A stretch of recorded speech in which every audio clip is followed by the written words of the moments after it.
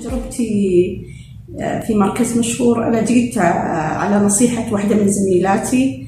كنت أعاني من ضعف شديد في النظر، خاصة العين اليسرى، وكنت ألبس نظارة وألبس عدسات في الدوام من الصباح لين آخر النهار، فكان مرة متعب لي. وجيت هنا ونصحني الدكتور بتقنية جديدة، زراعة عدسات ثلاثية، وعملت العملية.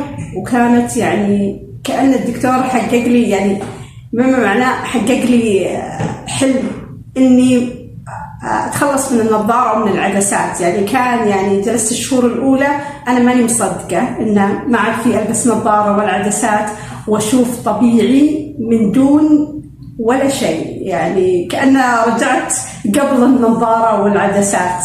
فالحمد لله وأشكر دكتور مشهور، يعني مرة كان له فضل علي، ومرة هداني في العملية، كان يقرأ علي ويذكر أحاديث للرسول، مرة هداني، وكانت يده خفيفة مرة في العملية. الحمد لله.